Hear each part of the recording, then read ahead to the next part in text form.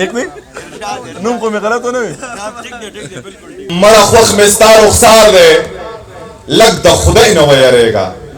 مینه څه خو انتظار دی لږ د خدای نه ویریږه او تالاشي راله زر واخله خو د مرګ او د ژوند سوال دی اسپتال ته ځم بیمار دی لږ د خدای نه ویریږه تالاشي راله زر واخله خو د مرګ او د ژوند سوال دی اسپتال ته ځم بیمار دی لږ د خدای نه ویریږه او داسې بن په بن راتاو شوې خو غریب یم جانانه مزدورۍ لزمه سار دی لږ د خدای نه ویریږه داسې بن په بن راتاو شوې خو غریب یم جانانه مزدورۍ لزمه سار دی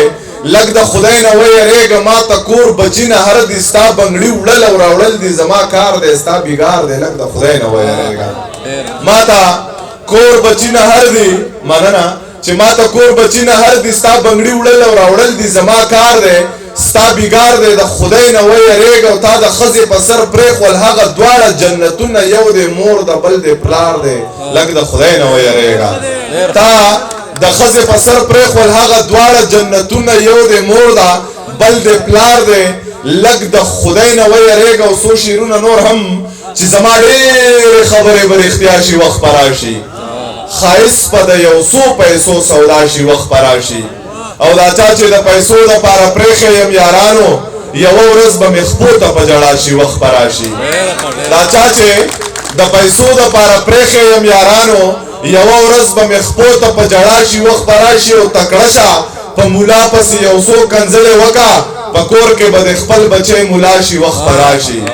تکړه شه په ملا پسې یو څو کنځلې وکړه په کور کې به د خپل بچی مولا شي وخت به راشي او چې زړه زما زړه نه دی د زړه نه مې انکار کړی دی محبت غر کړم د هر څه نه مې انکار کړی دی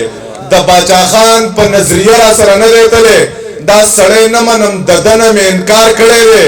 او ته چې واده شوې زما دغه پښتو بس دی که نه ته چې واده شوې د واده نه مې انکار کړی دی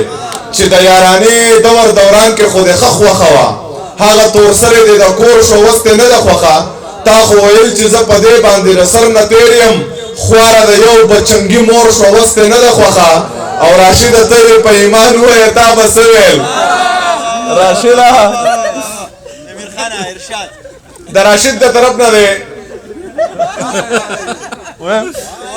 د راشد وایي چې د راشد راته وایي چې زما کور والے دوه شعرونه یاد کړي دي انیسا نامې د هغې ته یې ډالۍ کړه هغې ته یې ډالۍ وي چې زړه ٹھیک دی نوم خو مې غلط ونه وي چې زړه زما زړه نه دی د زړه نه مې انکار کړی دی بیا مې شروع کړو چې د یارانې دوران کې خو دې ښه خوښه وه هغه تور سرې دې د کور شو اوس دې نه ده خوښه تا خو ویل چې زه په دې باندې له سر نه تېر یم خواره د یو بچنګي مور شو اوس دې نه ده خوښه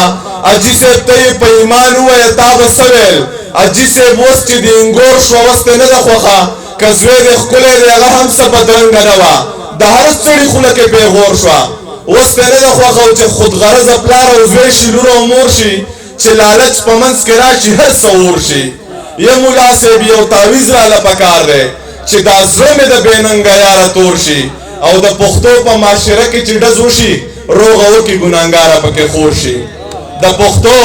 په معاشره کې چې ډز وشي روغه وکړي ګناهګاره پکې خور شي او که د کور او د جایداد تقسیم کېدو نو دا هر څه مې د ضرور زما د مور شي ډېره مننه مهرباني